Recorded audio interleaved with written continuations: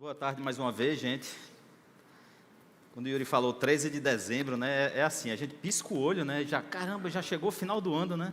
O ano já está se acabando e é engraçado como todo ano a gente faz a mesma coisa, né? O ano sempre passa tão rápido, apesar de ter a mesma quantidade de dias, né? Mas quando a gente pisca o olho também, a gente lembra que não só o ano está acabando, mas também o Natal está se aproximando, né? Daqui a 10 dias a gente comemora o Natal, e Natal é sempre um tempo de vivenciar tantas coisas, né? Natal é sempre tão marcante na vida de tanta gente. E eu acho que vocês devem ter histórias diversas aí para contar sobre o Natal na vida de vocês, né? Natal como encontros, como reencontros, como promessas também, que são feitas na época do Natal. E encontros e promessas, né? Guarde bem aí essas duas palavras aí com você. Porque promessa, né? Na semana passada, Jason falou aqui do Natal dele, que a expectativa quando ele era pequeno, né, era diferente porque nem shopping tinha, né? Como eu sou bem mais novo que ele, no meu tempo já tinha shopping, mas a gente sempre ficava naquela expectativa dos presentes de Natal, né? E era engraçado porque na minha época tinha um tal de uma propaganda, né? Talvez vocês se lembrem, um tal de não esqueça a minha Calói, né?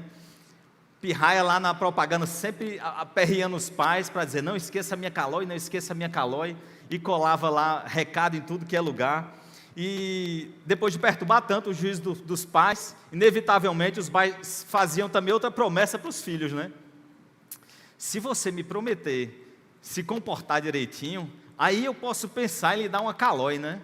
Era mais ou menos assim, era uma promessa de um lado, promessa do outro, e promessas normalmente elas geram expectativas.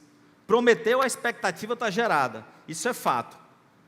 No meu caso, pelo menos, quando eu era pequeno, no dia 24 de dezembro, a primeira coisa que eu fazia era acordar e olhar debaixo da cama, né? Para saber se tinha algum presente lá que eu estava sonhando, né? Ou que eu tinha verbalizado aí para os meus pais, um Falcon, né? Um Autorama, um Ferrorama, né? Coisas da época, da minha época. Hoje, com o Discovery Kids, né? Com os canais de criança, a opção está 1000, né? E as crianças eu acho que estão aperreando muito mais do que a gente aperreava naquele tempo, né? Mas, ou até um Odyssey, um Atari, sei lá. Será que estava debaixo da cama? Sempre tinha essa expectativa de uma promessa. E a expectativa dos encontros também, que o Natal gera. Um encontro com os amigos de faculdade, de escola, né? Pessoal da pelada, o pessoal da igreja, da célula, do ministério, família grande, família nuclear, família pequena, enfim. Tudo que é encontro, você sempre tem aquela expectativa, né? Você não se vê o ano todo, mas ali, quando chega o final do ano, a gente tem que se reunir, condição sine qua non, para encerrar o ano, festejando esses encontros também. Esse ano, claro, tudo online, né?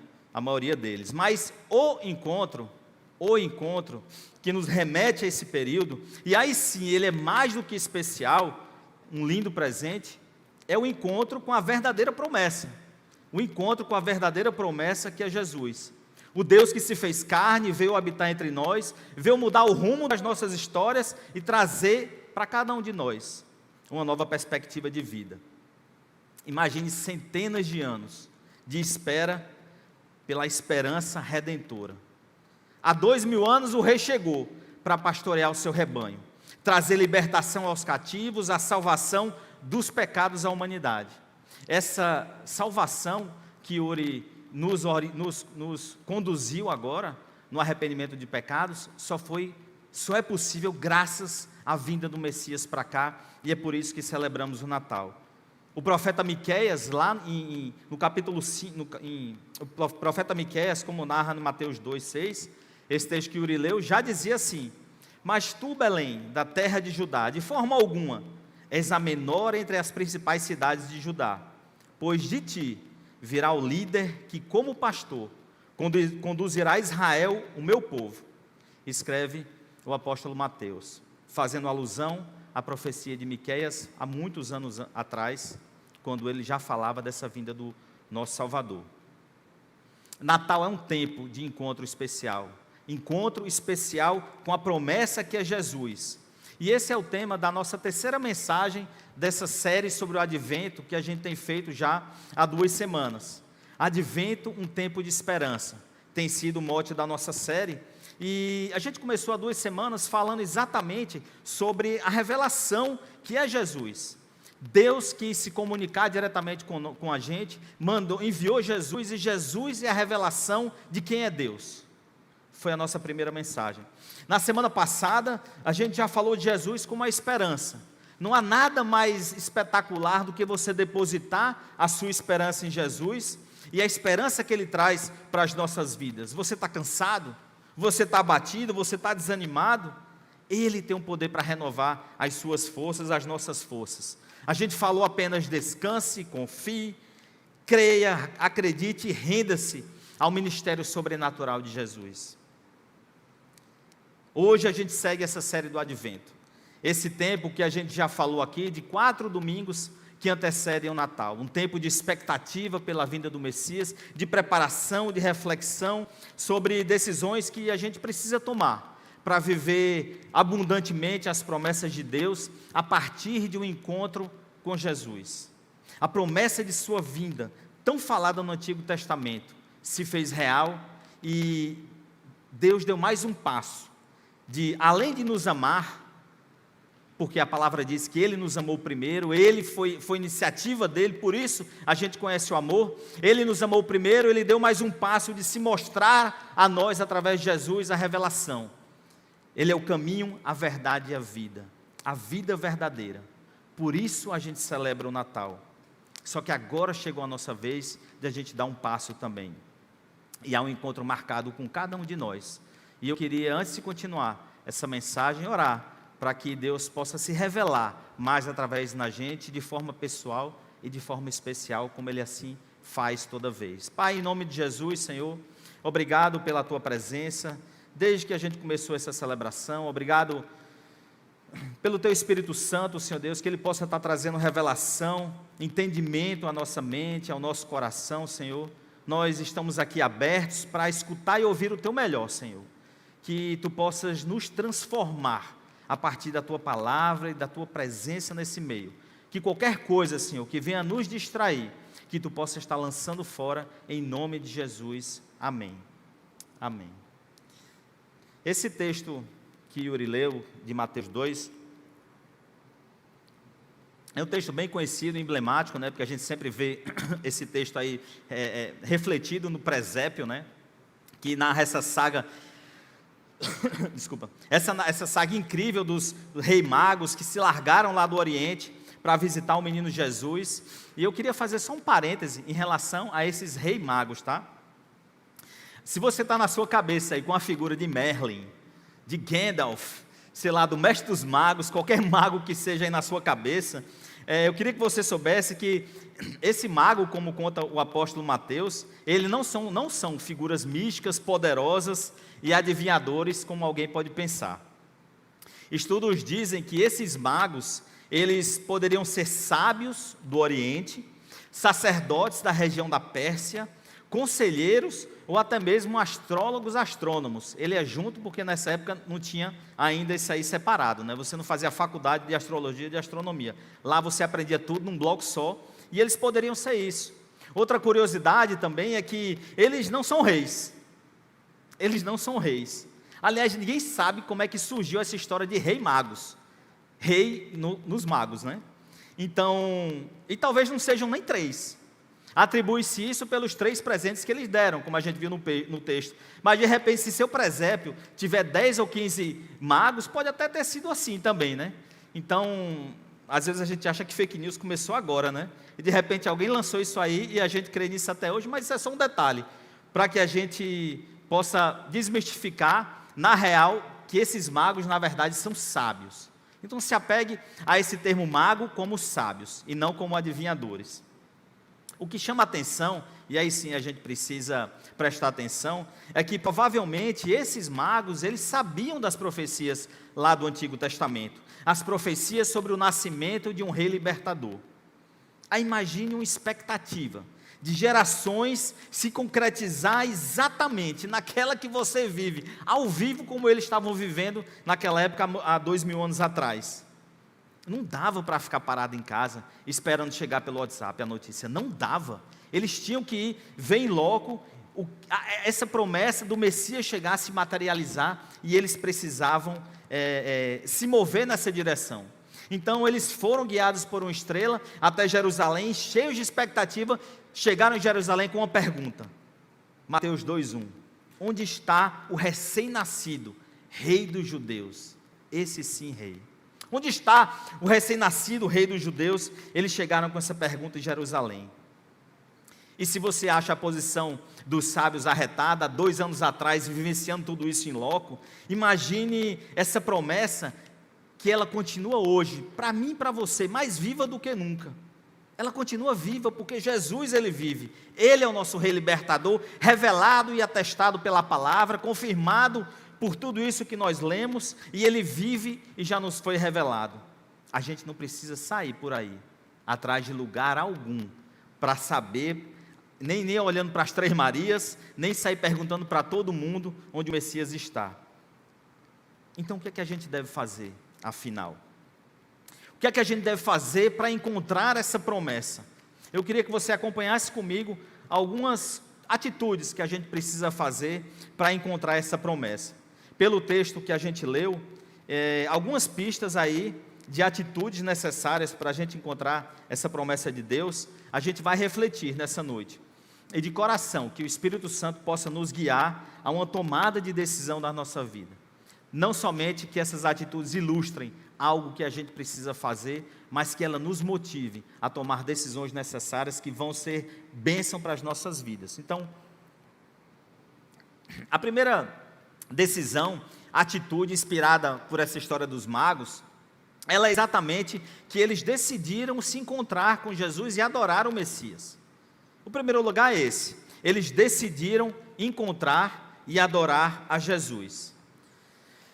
E olha, nós seres humanos, a gente sabe ser bem decidido quando uma promessa que nos beneficie e mude a nossa vida nos é dada.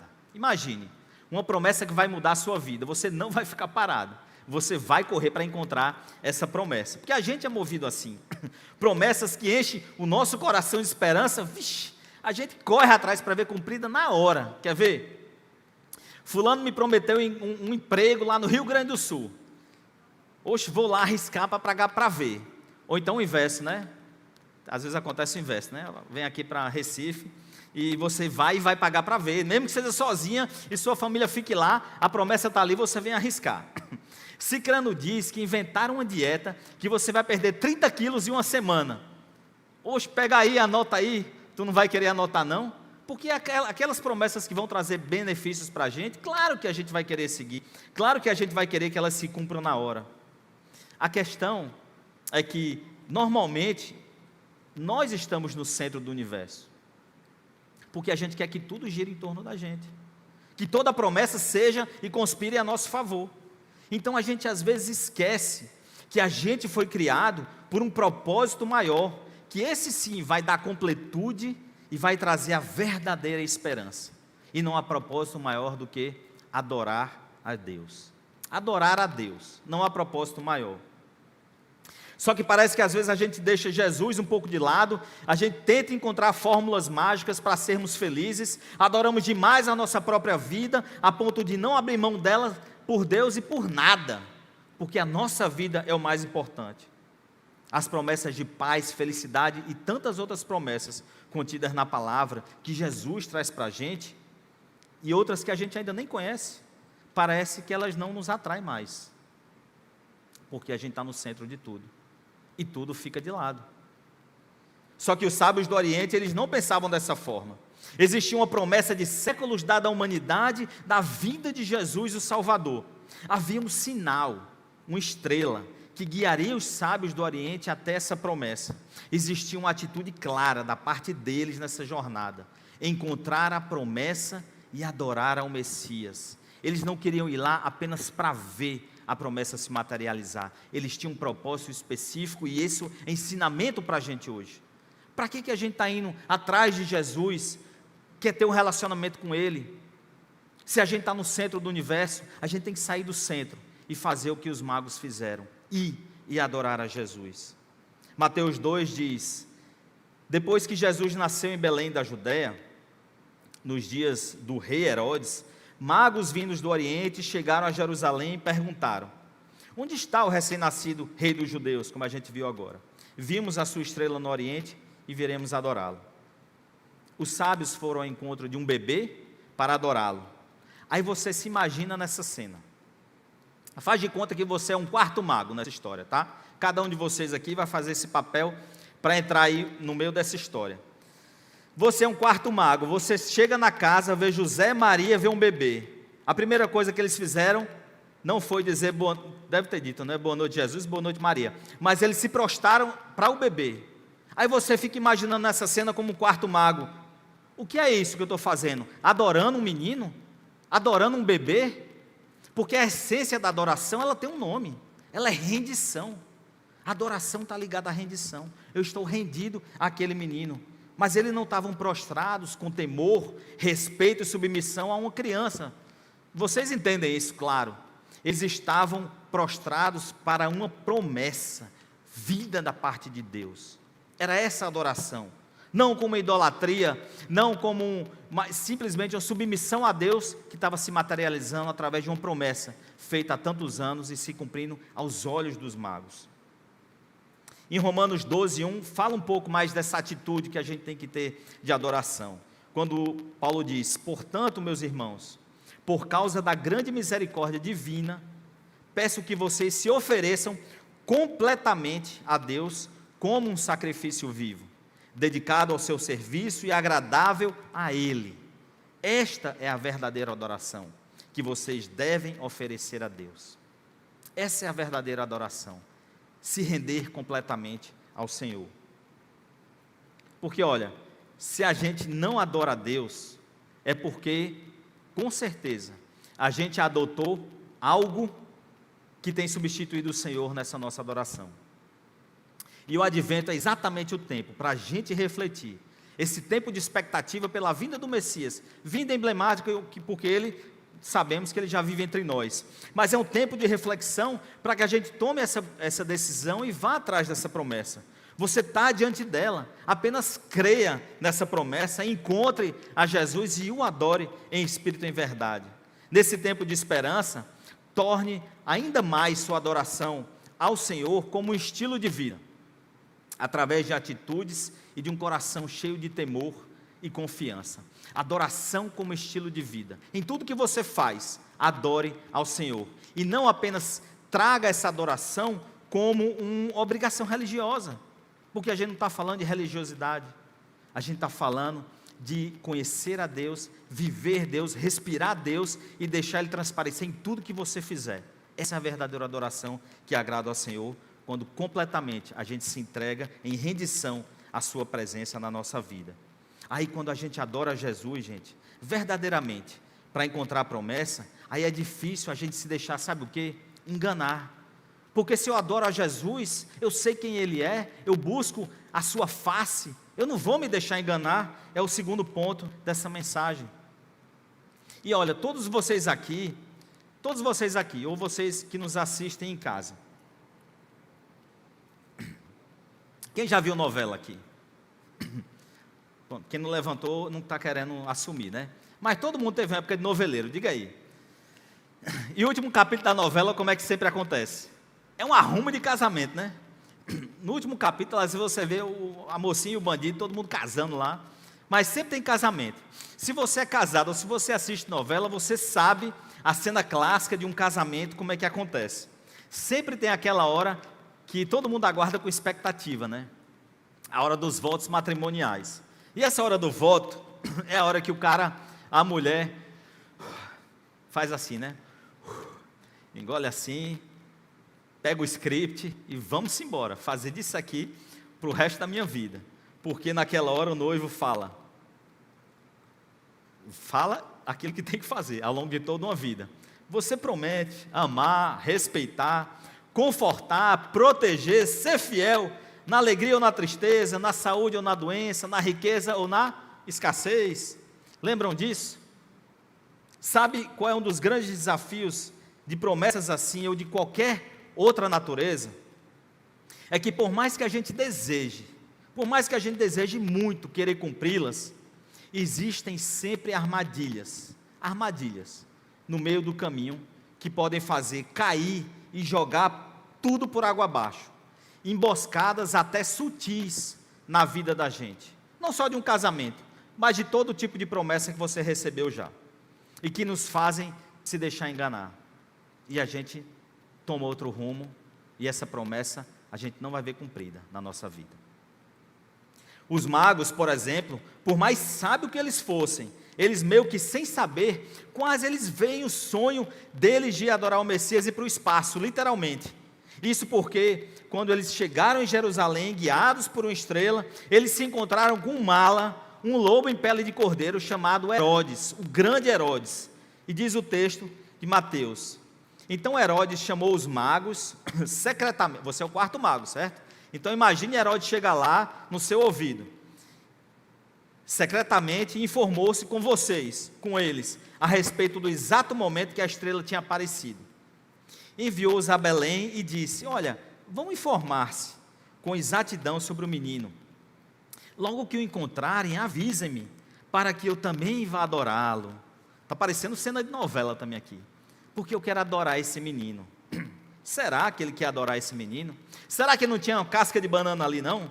A intenção era linda se Herodes não fosse quem Herodes era, o grande Herodes, um dos 4 Herodes que a Bíblia cita, e o inimigo tradicional dos judeus, um cara que tinha uma fome de poder, idolatrava seu reinado, e ele idolatrava de tal forma, que simplesmente ele matou todos que ameaçavam tomar o seu espaço, tomar o seu trono. E quando eu falo todos, ele chegou a matar a mulher e 2 filhos que estavam de olho no trono dele, porque o trono dele era intocável, tamanha a fome de poder que esse Herodes tinha. Quando ele chegou junto dos magos, da gente, como quarto mago, para saber na real o paradeiro de Jesus, ele não queria adorá-lo, ele queria era matar o Messias, aquele que em uma imensa população esperava ansiosamente pela chegada através das profecias, aquele que sim, esse sim seria o grande rei de Israel, o grande rei do mundo, como ele é ainda hoje e por todo sempre. Só que para Herodes não cabia espaço para outro rei que não fosse ele. Então a intenção dele era enganar os magos para matar o Messias.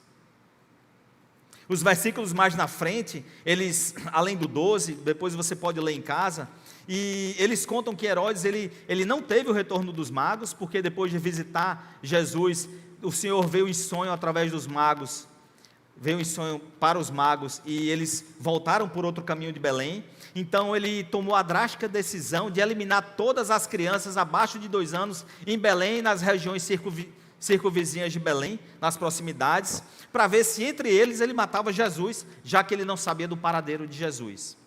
Dezenas de crianças morreram por conta desse louco. Mas aí Deus vem e faz sua intervenção na história.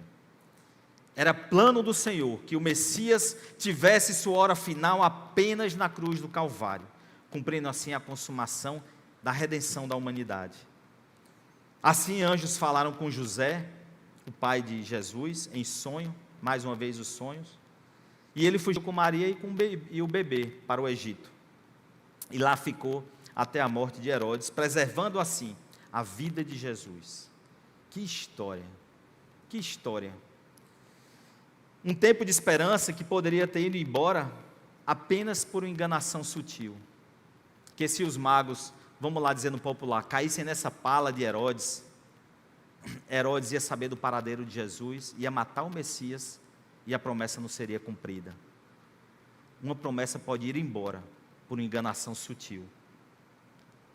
O Natal está chegando, gente, e ele não tem razão alguma de existir se não for celebrada a esperança de uma promessa, trazida a partir do nascimento de um Messias. Há uma enganação sutil que todo ano bate na nossa porta, trazendo a ideia que Natal é um tempo de valorizar o espírito de solidariedade, enfeitar as casas e as ruas com meio mundo de luz e adereços, tirar foto com o papai virtual, né, agora, com o Papai Noel no shopping, comer do bom e do melhor, e muito, diga-se de passagem, trocar presentes, reunir as famílias. Natal é isso. Tudo isso é massa, é legal viver nesse período. de boa mesmo, mas assim, o tal do espírito natalino, ele pode até contagiar a população mundial, mas ele não pode nunca abafar o mover do Espírito de Deus em nós e nos levar a se encontrar com a promessa, jamais. Isso pode ser uma enganação se a gente achar que Natal é só isso, e não um encontro com a promessa que é Jesus. Porque falando ao povo, Jesus disse em João: eu sou a luz do mundo, quem me segue nunca andará em trevas, mas terá a luz da vida. E se há uma luz que a gente precisa ver brilhar de forma intensa e alegre nesse Natal, essa é a luz de Cristo, e não se engane em relação a isso. Quantos de nós e de nossos amigos precisa de um tempo de esperança, de um encontro restaurador e transformador com Jesus? Quantos de nós? Quem experimenta Jesus, gente, na sua mais doce e simples essência de amor, sabe o quão importante é viver essa promessa, sabe? Então não se deixe enganar. Assim como Herodes, o inimigo das nossas vidas, está doidinho para impedir no nosso dia a dia que a gente possa viver Cristo e levar Cristo para as pessoas. É preciso definitivamente se ligar nas armadilhas, inclusive as que acontecem no Natal. Aí você pode se perguntar, mas como, Marcelo? Como ficar ligado nas promessas e não se deixar enganar? Siga confiante os sinais. Deus está aí despejando sinais para tudo que é lugar. Esse é o nosso terceiro ponto. Siga confiante os sinais. A chuva pode ser um sinal, né? Sinal para a lavoura, né? Quando você está dirigindo e se aproxima de um semáforo, peraí, você que está vendo na internet agora, dias depois, tá? Porque está chovendo, por isso que eu fiz esse comentário. Você que está em casa assistindo ao vivo sabe, porque está chovendo na sua casa. Mas quando você está dirigindo e se aproxima de um semáforo, você que se garantiu lá no teste do Detran, sabe bem o que fazer. Quando o sinal está verde, você segue, fecha os olhos e vai-se embora. Quando o sinal está amarelo, você já é um alerta para que você vá parando, né? Não é? Não é, gente? Às vezes é, né? No Brasil, o amarelinho é porque dá para acelerar mais um pouquinho para passar, né? Se não tiver pardal, claro, né? Muita gente faz isso. Às vezes eu faço também, mas enfim. E o vermelho? A gente para na hora. O vermelho a gente vai e para na hora. Você tem o verde, você tem o amarelo, você tem o vermelho. São sinais claros. Porque, via de regra, os sinais eles nos orientam. E os sinais de Deus, às vezes eles não são tão óbvios como o semáforo. Nem sempre. Eles são tão claros quanto um vermelho, amarelo e verde. Mas eles podem ser claros quando deixamos o Espírito Santo quebrar paradigmas lógicos em nossa mente e nos levar às promessas que o Senhor tem para a gente. Acompanhe novamente o exemplo dos sábios em relação a esses sinais. Depois de ouvirem o rei, eles seguiram seu caminho. E a estrela que tinham vistos no Oriente foi adiante deles, até que finalmente parou sobre o lugar onde estava o menino. Diz lá em Mateus 2:9. Você é o quarto mago dessa história, certo? Sinta-se com os 3 magos junto dessa saga. Aí você vai pensar: poxa, que massa, Deus guiou uma estrela, vamos seguir aquela estrela. É ou não é ilógico? Se a estrela acompanhou o ritmo da caminhada ou não dos caras, eu não sei. Se ela aparecia ou desaparecia a todo instante, feito um pisca-pisca de Natal, eu também não sei. Os mais céticos acreditam esse acontecimento a uma explicação científica que fala de uma conjunção de planetas que acontece de forma rara, que leva uma estrela guia a se movimentar dessa forma. Enfim, a parada é que o sinal era de Deus, velho. E as coisas de Deus, a gente crê pela fé e ponto. É pela fé. Não vamos trazer uma lógica, algo que é ilógico, porque a fé é ilógica e a gente crê nisso, que Deus se moveu através daquela sinal. O que a gente deve se apegar, de fato, nessa maravilhosa narrativa bíblica, e que serve de lição para a gente hoje, é que diante de um sinal de Deus, os sábios do Oriente, eles decidiram encontrar a promessa. Eles decidiram encontrar a promessa. Eles viram o sinal e eles seguiram o sinal. Eles não ficaram parados, elucubrando se aquilo era ou não era. Eles sabiam que era de Deus, eles tomaram pela fé aquela informação e foram, e seguiram isso aí. Eles foram adiante, eles venceram desafios, eles permaneceram e seguiram confiantes nos sinais. Que sinais, gente? Lógicos ou ilógicos, claros e evidentes, Deus tem dado a você, hoje, para que você decida seguir e encontrar promessas de esperança que sejam cumpridas na sua vida. Que sinais? Claros ou não, lógicos ou ilógicos, Deus tem te dado. Às vezes parece uma loucura, como uma estrela dessa. Ou não, porque aquilo que vem de Deus a gente sabe no nosso íntimo. Você pode até se perguntar, pô, legal, mas eu não consigo lembrar de sinais da minha vida, sinais de Deus na minha vida no momento, não estou conseguindo captar aí. Quer um conselho? Peça ao Senhor esses sinais, peça com humildade de coração e espírito, porque pode até ser que Deus envie não o sinal que você espera, mas um que leve você aos planos dele para a sua vida. Se vai ser uma frase que vai saltar aos seus olhos no para-choque de um caminhão, eu não sei. Se vai ser um encontro improvável com uma pessoa que pode mudar o curso da sua história e que vai lhe botar num cursilho, eu também não sei. Se é uma circunstância específica que você saberá no seu íntimo, eu também não sei. Se for algo ligado à natureza, como um arco-íris, que assim Deus fez com Noé, eu também não sei. Ou o que quer que seja que ele vai sinalizar para você, eu queria só dizer, atenção. O que é fundamental saber sobre os sinais de Deus é que todos eles, sem exceção, precisam estar centrados em Jesus. Ele é o eixo que segura tudo. Tudo gira em torno de sua presença e de suas palavras. Palavra, gente. Palavra, inclusive, que diariamente nos guia. Vou fazer igual a Jason. Palavra que nos guia diariamente sobre decisões e atitudes no nosso dia a dia, em família, no trabalho e na nossa relação com Deus. E nos guia de forma clara. Aqui tem um ajuntamento incrível de sinais e conselhos simples, que nos encaminham a promessas maravilhosas, a partir de uma obediência real a ela. Não é ler, é obedecer a palavra. Sem necessariamente, às vezes, um apelo sobrenatural do Senhor. Às vezes não precisa uma estrela guia não lhe dizer que você tem que agir de forma ética, que você tem que amar seu inimigo, que você tem que perdoar os seus algozes, que você tem que fazer meio mundo de coisa. Coisa simples do dia a dia. Promessas que estão aí para mim e para você. Basta ler, obedecer e saber que Ele é o autor de tudo isso.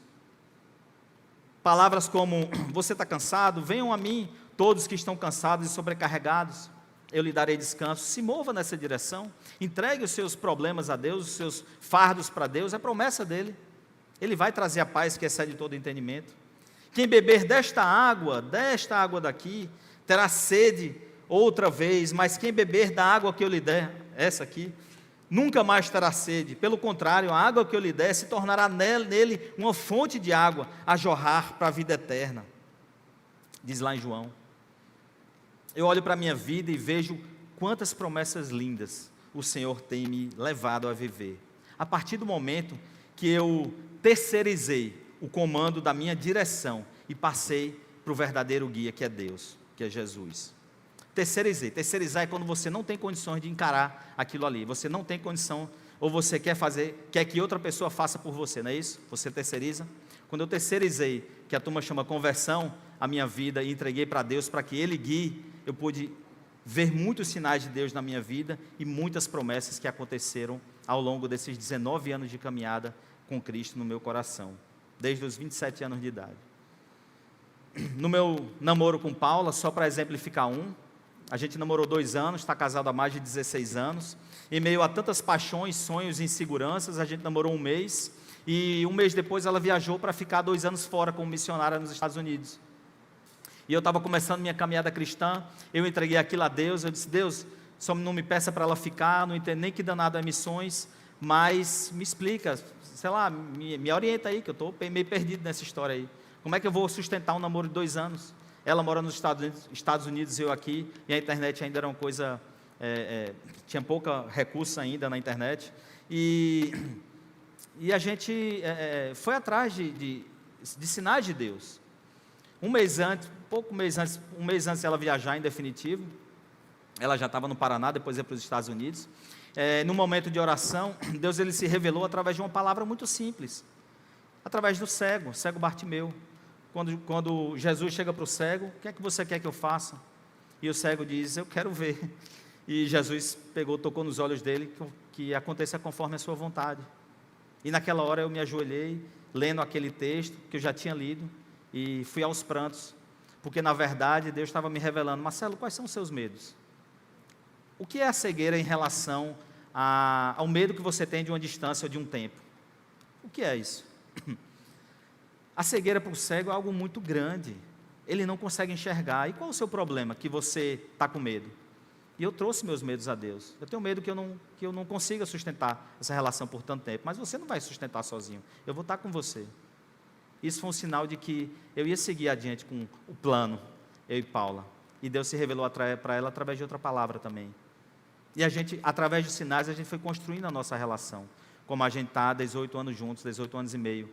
E Deus, ele tem muitos sinais na vida do meu filho, muitos sinais na vida do meu trabalho, muitos sinais no ministério, muitos sinais em todos os lugares. Porque esses sinais, eles não são exclusivos de Marcelo. Eles são exclusivos daqueles que amam a Deus e se entregam completamente, rendidos à sua vontade.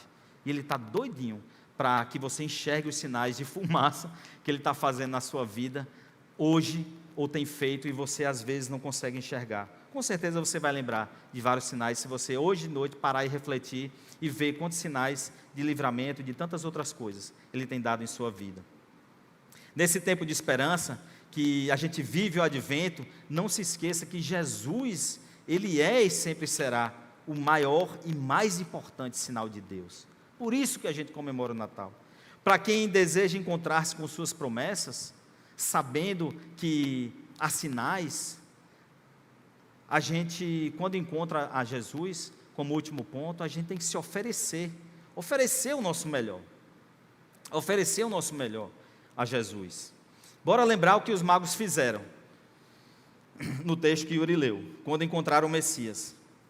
Lá no final do texto ele dizia, quando tornaram a ver a estrela, encheram-se de júbilo, ao entrarem na casa, viram o menino com Maria, sua mãe, e prostrando-se, o adoraram. Então abriram seus tesouros e lhe deram ouro, incenso e mirra. Ouro, incenso e mirra. Eles até poderiam ter levado fralda, roupinhas e brinquedos educativos, mas eles levaram ouro, incenso e mirra. Os magos deram a Jesus presentes proféticos, cheios de valor e simbologia para retratar aquele momento histórico que estava acontecendo. Presentes caros, dados com extrema reverência. Para se lembrar, eles prostraram-se quando viram os meninos e o adoraram. Lhes deram ouro, metal de imenso valor, era um presente típico da época dado a grandes reis, presenteava com ouro, reis monarcas. E os sábios do Oriente, eles queriam retratar, então, o poder e a majestade de Jesus, como Filho de Deus, o Rei dos Reis, tão aguardado. Se todo rei e monarca daquela época ganhava ouro, eles estavam diante do Rei dos Reis. E eles levaram ouro como simbologia disso. Levaram incenso também, que provém de uma resina vegetal específica para exalar odores fortes. Além disso, o incenso ele era usado para produzir o óleo que ungia os sacerdotes na época, representando assim o bom perfume de Cristo e seu ministério que abençoa o mundo. O ouro, a sua majestade, o incenso, Deus abençoando o mundo através do seu ministério. E a mirra, um óleo amargo, usado para embalsamar em sepultamento. Mas, como presente a Jesus, ele é o símbolo do sacrifício e morte que ele faria e fez por mim e por você. Os sábios do Oriente têm muito a nos ensinar com essa atitude. Eles saíram de uma terra longe, crendo numa profecia. Eles seguiram os sinais de Deus pelo caminho. Eles levaram o que tinha de melhor e com humildade o adoraram. A gente não sabe os seus nomes, a gente não sabe de onde eles vêm realmente, a gente não sabe quem eles são, mas Deus fez questão de incluí-los no livro da vida, para que eu e você saibamos que quando a gente está diante do Senhor, em amor, temor e reverência, é impossível a gente não dar o nosso melhor a Ele, e a gente precisa refletir nisso hoje, como a gente tem lidado com isso, diante do Senhor, vivendo diante do Senhor, porque Ele vive, habita e reina no meio de nós, como a gente tem se dado, que melhor a gente tem dado a Ele. No encontro com Deus, normalmente, a gente quer que Deus ofereça o seu melhor para a gente, não é o contrário não, a gente que oferece o nosso melhor a Deus. A verdade é que o próprio Deus, Ele já ofereceu o seu melhor para a gente, em Jesus, pela graça, tudo nos foi oferecido através de Jesus, pela graça de Deus. O que é que a gente tem feito com o que Ele tem nos dado, dia após dia? Tempo, talentos, habilidades, recursos, influência, disponibilidade, ousadia para tanta coisa e para o reino. Que ouro, incenso e mirra temos oferecido a Jesus? Só para lembrar que caso você ofereça ouro, incenso e mirra, lembre-se que eles não são nossos, porque nada nos pertence, do pó viemos, vocês sabem o resto. Eu lembro de uma música, preparando a mensagem do Ministério Apacentar, lá de trás, e a letra me marcou muito no início da minha caminhada sobre essa entrega, sobre oferecer o nosso melhor a Deus, e o nosso tudo a Deus, não o nosso melhor, o nosso tudo a Deus, a partir de um abrir mão, de dentro para fora, sem reservas e sem amarras, porque você oferece quando você abrir mão de estar no centro, abrir mão de tudo que você quer que seja para você, para que tudo que você tem seja de Deus. E a música dizia assim: a quem tenho eu no céu, além de... Eu não vou cantar pela misericórdia, né? Mas a quem tenho eu no céu, além de ti, e não há na terra quem eu queira mais que a ti. Estou apaixonado, desesperado de amor, eu estou disposto a morrer por ti. Eu construirei no cume do monte um altar, e o sacrifício sou eu. O sacrifício sou eu. Abro mão dos meus sonhos, abro mão dos meus planos, eu abro mão da minha vida por ti. Abro mão dos prazeres e das minhas vontades, abro mão das riquezas por ti. Estou apaixonado, desesperado de amor. Não sei o que fazer sem ti, Senhor. O que fazer, para onde ir, se só tu tens, como a gente cantou no louvor de hoje, as palavras de vida eterna. Em sua grande promessa redentora, Deus enviou seu Filho para se entregar por completo, por mim e por você. O nome dele é Jesus. O nome dele é Jesus. O seu aniversário simbólico é o Natal, que o Advento anuncia. Que nesse Advento a gente possa se encher de esperança, nos entregando também de forma integral a esse Deus de amor. Chega de se doar por partes e entregar migalhas do seu tempo, disponibilidade para Ele. O Advento nos chama para que a gente possa refletir e se entregar por completo, como assim por completo Ele se entrega por cada um de nós. Jesus é a revelação de Deus, a verdadeira esperança e a promessa que a gente precisa encontrar sempre. E para isso, recapitulando, decida encontrar e adorar a Jesus, ao único que é digno desse louvor e glória, com as suas atitudes no dia a dia.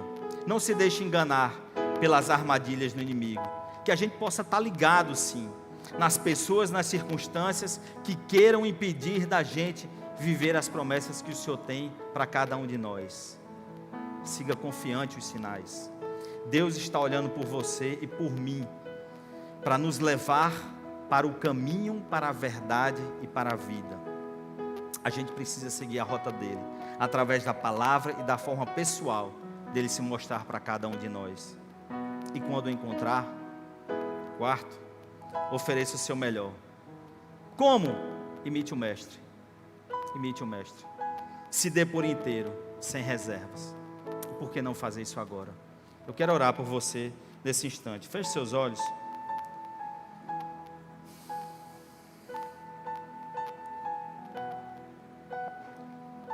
Pai, em nome de Jesus, Senhor, obrigado por essa Tua palavra, Deus. Obrigado por essa Tua presença em nosso meio, Senhor. Obrigado pela forma simples que Tu vem conversar com a gente. Lá em Jeremias tu fala que se a gente clamar, se a gente orar, tu vai ouvir o nosso clamor, a nossa oração. Quando a gente te procurar, Senhor, e te achar, quando a gente te procurar de todo o coração, tu vai se deixar ser encontrado. A gente crê nessa promessa, Deus. A gente crê que nos desencontros da vida, quando a gente não sabe o que fazer sem Ti, o que fazer, para onde ir, Senhor Deus, só as palavras que Tu tens de vida eterna, essas palavras, elas são o nosso guia, Senhor. A gente quer ter esse encontro, Pai, com as Tuas promessas. A gente quer ter esse encontro contigo, Senhor. Nos ajuda, Pai. Quebra a lógica dos nossos pensamentos, Senhor Deus, atrás de sinais lógicos, Senhor Deus. Se Tu quiser usar, usa sinais lógicos. Mas se Tu quiser usar se mostrar de forma ilógica, que a nossa fé alcance, Senhor. Tem misericórdia de nós, Senhor. Que a gente viva o Teu melhor. Que a gente viva a Tua presença, que é Jesus. Que a gente celebre a Tua presença. Que a gente não se deixe enganar por nada, Senhor. Faz de nós que sejamos adoradores na Tua presença, Senhor. Que as nossas atitudes exalem o Teu bom perfume.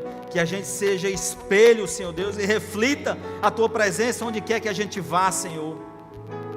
Não porque ali tem um religioso, mas ali tem um adorador, Senhor. Alguém que está se relacionando de forma íntima contigo, Senhor. Inquieta o nosso coração, para que desesperadamente, de uma forma boa, a gente possa reconhecer que só Tu és um na nossa vida. Só Tu é mais importante e nada pode valer algo que não seja a Tua presença nas nossas vidas, Senhor. E nos abençoa por isso, em nome de Jesus. Amém.